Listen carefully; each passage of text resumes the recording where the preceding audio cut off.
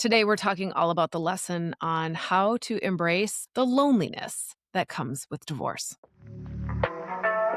Welcome to the Crazy Ex-Wives Club, a podcast dedicated to helping women navigate the emotional journey that is divorce. I'm your host, Erica, and if you're trying to figure out life after the big D, welcome to the club. Whether you're contemplating divorce or dealing with the aftermath or any of the many phases in between, the club has got you covered. Each week, you'll hear stories from women who have been in your shoes. This isn't about spilling tea on divorce details. This is about giving you the tools to take control of your own healing journey. Listen in weekly for advice, tips, and tools to help you move through each stage of the process. Welcome back to another episode of the Crazy Ex-Wives Club. I'm your host, Erica, and today I wanted to really chat about being lonely. But before I jump into that topic, I wanted to give you a few little updates. You are going to notice a few shifts coming in the podcast. We are working through some new podcast production upgrades and changes. And in the meantime, you're going to be flying solo with me for a few weeks as we talk about some of these specific topics before we get back into having some guests on. So look, if you have a request, if there is a thing that you are struggling with, if there is a thing you're like, God, I just wish Erica would talk about this, I want you to float over to my Instagram. I want you to roll into my DMs and I want you to send me your example. You can write me a novel about what you're struggling with or what it feels like or how it's going. That is the kind of perfect content that I love to bring to life for you on new episodes. In fact, that is exactly how today's topic came up. I was working with my club members. So the club is our divorce community. It is a private membership for women, and we meet 4 times a month. We have Divorce Detox Hour, which is an evening somatic embodiment experience where we process through the emotions that are stuck in the body. We have the after party where we meet our new members, celebrating our newest members. We had a couple signups over the weekend. And then we have 2 other calls, Hot Seat Healing, where I'd help you navigate whatever's challenging you this week. That's where we just talk about real life problems. And then our last one is the Reading Room, which is our book club. And if you are an annual member, you get sent that book that we read every single quarter. So we were on one of those said calls, and one of my members brought up the fact that she was really struggling with loneliness. She embraces the divorce. She embraces the chapter she's in. And so she was struggling with the fact of, then why do I sometimes still feel so lonely? And how come other people have their family outings or have their friend outings and then it's just me? And she knew, she was very clear, she did not want to be out dating. She didn't want to fill that lonely time with a partnership. She said, I know I'm not ready for that, but sometimes I just feel so lonely. And I think that loneliness lesson is such a huge part of divorce. I don't know about you, but I spent so much of my time post-divorce trying to figure out how I wanted to be back in a relationship, that all of those moments that I had of free time, I kind of took them for granted. And then you land in a new partnership and you realize that some of those quiet moments were exactly what you needed. Because sitting where I'm at now, moving into 5 years of a relationship, there are times when I think back over the freedom, the quiet time, the do as I want time that I used to have when I was single, and how I really did take it for granted because I thought things were better on the other side, right? I thought if I just had a partner, things wouldn't be lonely. And there's some of that truth. There are some of those pieces in there. Like my life is a hell of a lot more fun now that I have a partner, and the partner who leads a lot of that fun charge. In fact, I'm recording this today on St. Patrick's Day. And so I'm trying to get all my work done before we head out tonight to celebrate. You know, the Jolly Irishman wants to celebrate his national holiday. So there are pieces like that. We just got back from a weekend in Nashville again. We flew back in to celebrate St. Patrick's Day there over the weekend. I hit up the honky tonks and sang our hearts out and danced all over, bought new cowboy hats and bought boots and just had a blast. And that trip was fantastic. And the trip would have been very different if I had been flying solo. So there's always a pro and a con to each side. There are always pluses and minuses to being alone and being in partnership. And it is about learning how to embrace each of those chapters for the lesson that they give you. So let's talk a little bit about the loneliness. My loneliness life lesson started long before my divorce. In fact, part of the reason that I felt so driven to find my person. I had never really dated. I didn't date. I think I had one boyfriend in high school. I didn't date a ton in college. Being in relationship was really new. Nothing typically lasted more than 3 months. I thought that when I found my person, that my problems of what am I going to do on Friday night? Does anybody even want to hang out? Am I just sitting home alone again? I thought those problems would be gone. I thought I had a forever partner to weddings and concerts and movies or going out to dinner. All the things that we see everybody else do with somebody else, the things we believe have to be done with somebody else. I want to ask you, the last time you saw somebody out at a restaurant or a movie by themselves, did you have any thoughts or ideas that popped into your head? Or was that person just content on their own? So my drive to find a partner obviously started long before the marriage. I actually got in a fight with a friend in college. There was one of my close friends. He was very much a free soul, pretty much wanted to live out of a van and live the Southern California life. But he asked me why I was going to waste my life with just trying to find a marriage. He's like, you have so much potential and energy and things that you want to do. Why is the number one driver for you finding a partner? And it really came down to the fact that I was so tired of feeling alone. I felt alone my whole life. I felt alone in my family, not because they were doing anything wrong, but because I was different. I hadn't found my people. Erica was always a little bit more extra. Erica was always a little bit louder or over the top or a little bit more moody. And so I didn't find my people. I was always searching for my people. In high school, I was searching for my people. Even the friends I had, I often doubted whether or not they were going to call to hang out till we got a little bit later into high school. When I moved to California for college and had to build all new friend circles, this constant fear living in the back of my mind of, are they going to want to hang out with you? Do they like you? Because if nobody likes you, if nobody shows up, if nobody calls or texts or asks you to hang out, then it means you're not worthy. And it was a story that was so interwoven into what my lessons were in this lifetime.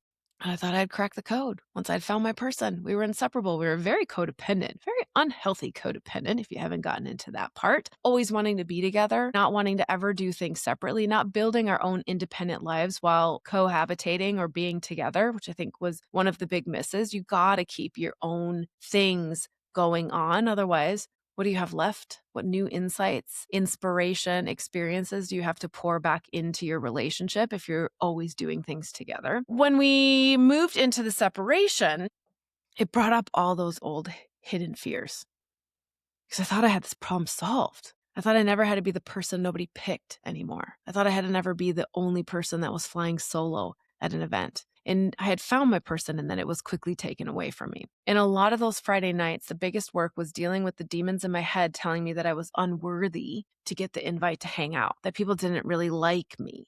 And what we know is that anytime those stories in your mind heavily rotate on a judgment statement about you versus them, I am not worthy enough. They are all out and about. They aren't asking me to hang out because I am not any fun. That's not actually coming from you.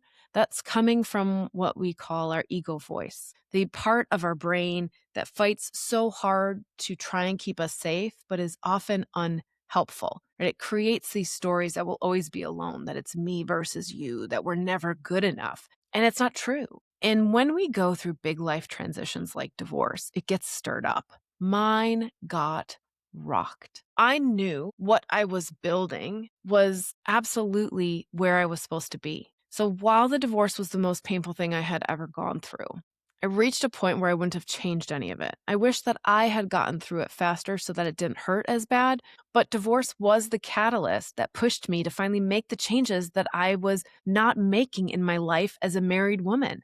I had lost myself. I had stopped investing in any me time. I didn't know what I even wanted anymore.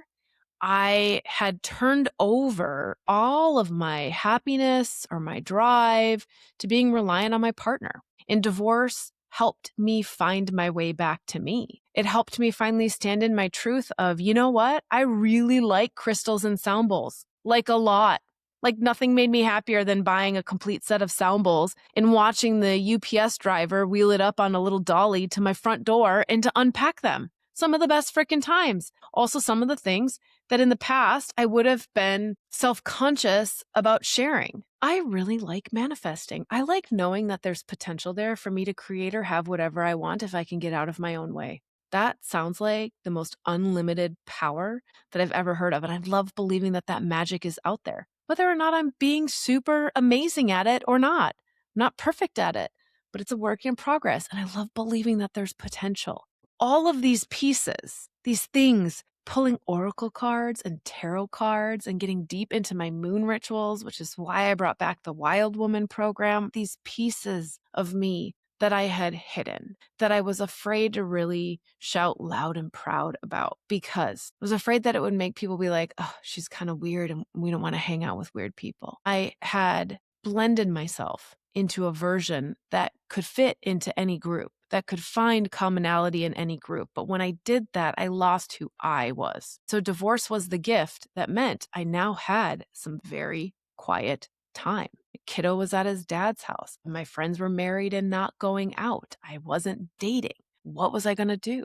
And at first, those open evenings were really difficult, really painful. Most of them were spent crying and journaling on the floor. Start out fine. You'd clean the house, you'd eat dinner. And then by 7 o'clock, 7:30, all of a sudden it's that, what am I going to do with the rest of my night to try and avoid the breakdown that I know is coming? But the more I leaned into those moments and the more I said, I can clear this and I don't want this to own me anymore, then the more I fell in love with who I was becoming. And the more I fell in love with who I was becoming, the more magic showed up, the stronger my manifesting got because I had more time. I was investing in the rituals, the reflection, the visualization, the managing my energy. I didn't have a partner pushing my buttons all the time. It made things easier. But underneath it all, even though I was loving how my days unfolded, I was loving how things were shifting and morphing. I was loving the magic that was showing up. The travel I was doing was amazing. Like it was more fun. And I was alone in everything I was doing. And I kept sitting there and saying, okay, universe, I've proved that I can do it on my own. Can you now send me a person to do it with? And I showed up a lot of months for those assignments of being alone. Like, oh, I just need to prove that I can do it. I need to prove that I don't need anybody to go to a movie. And I took myself to a movie solo. I was like, yeah, I did it. I did it, universe. Now send me a person to go to a movie. And then I bought concert tickets. And had no idea if anybody was going to be available to go. And I said, I don't care. I want to go and I'm going to figure it out. And I figured it out. And then I said, okay, universe, so now bring me a regular person because that was hard. I don't want it to be hard. I want it to be easy. And so I looked at this loneliness life lesson as something I had to prove. And it wasn't until right before I met my current partner that I realized I was approaching it wrong. I was approaching it still as a control, and I was approaching it still as a being in partnership adds some sort of worthiness, especially because of the divorce, especially because who he cheated with was that much younger. He didn't choose me. He chose somebody else. All those icky stories were running in my head. There must be something really wrong with me if I wasn't good enough to fight for. Those tied into, that's why you're not good enough for people to call. That's why you're not good enough to want to hang out with. And one by one Friday at a time, I started to really lean into, what do I desire next? What would feel really good next? And as I took one tiny step at a time, and as I started to become content with my life as it is, not happy, not ecstatic right out of the gate, just content. I'm satisfied that I can pay the bills. I'm satisfied with my dinner tonight. I'm satisfied with the TV that's on. Didn't mean it was all the things I had wished for, but I was satisfied enough tonight. It started to crack the stories that were going on in my mind. It started to shift the power back into me being able to pick and choose what I wanted and for me to be able to see things differently. In fact, if you are in the Wild Woman program, you know that we're in the middle of a Mercury retrograde. I loved a Mercury retrograde. Loved it. You know why? Because I don't see it as a disruptor of all things travel, communication, tech, the bad rap that it gets. Does it do those things? For sure. And what I really love about it is it gives you the ability to look at something from a new point of view. And so when those Mercury retrograde seasons would come along and I was feeling the loneliness, I would look at it from a different point of view. I would take the opportunity to say, how else can I see this? It gave me the compassion to start reaching out and asking my friends. I finally asked one of my close mom friends and I said, hey, can I just ask you a question? Sometimes when you don't ask me to hang out, the story my mind tells me is that you don't really like me. I'm good enough to hang out when our kids have a play date, but like, you don't really like hanging out with me. She was shocked. She couldn't believe. She's like, are you serious? That is literally what your mind tells you? And I was like, yeah. And she's like, I'm just over here trying to survive.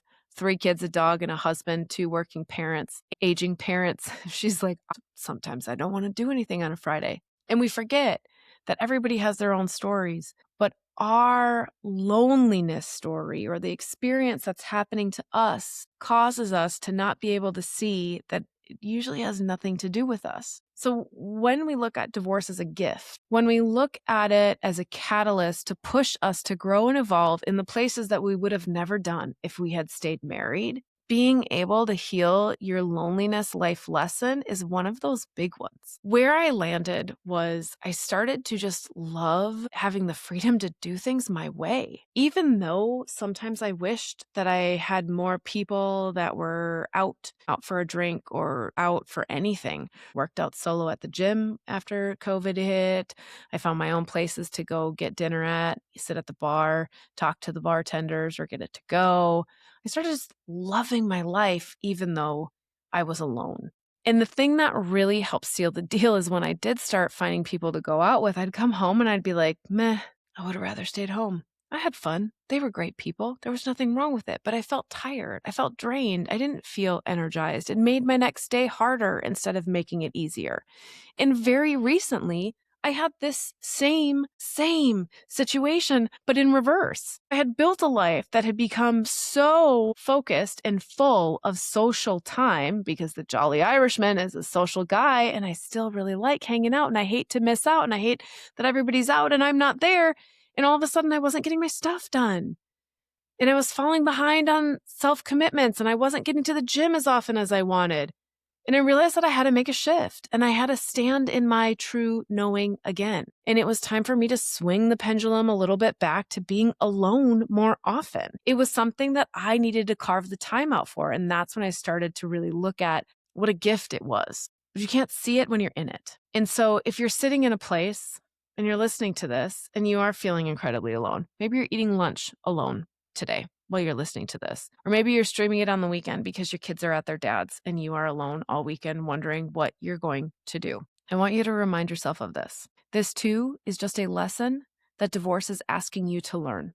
This too is a gift that is going to teach you how to love your solo time more than anything you've experienced. And to do that, this is asking you to follow your desires, to follow your bliss, to put your needs and your preferences first. You might not have all the answers. You might not have all the specifics, but maybe you wake up on Saturday and it's beautiful outside and you say, God, I just want to get outside for a walk. Don't let ego tell you, oh, you don't have a dog anymore, so you're going to look dumb if you're just walking around the block by yourself. People only go out for walks anymore when they have a dog or a person to walk with. Screw that thought. Follow your bliss. Find the thing. Oh, I feel like a walk. Go do it. I feel like a hike. There's tons of hiking apps. Look up the trails that are in your area. Play with it. Use your alone time to have the freedom to play with the universe, to see what magic you can create. And I want to remind you that it is not about going from, I am so sad that I am sitting here alone and starting over midlife, to I've built the most amazing life. There's a process in between. And that's what we're doing every week on this podcast. That is what we're doing every month in the club or in the Wild Woman. We are giving you the container to rebuild and rise into the woman you want to be. There is a free emotional ladder download on the website. If you go to the crazyexwivesclub.com under freebies, the emotional ladder is what I want you to use. I want you to look at when you're sitting on a Friday night and you're not feeling great about where you're at in this life or this week or this day.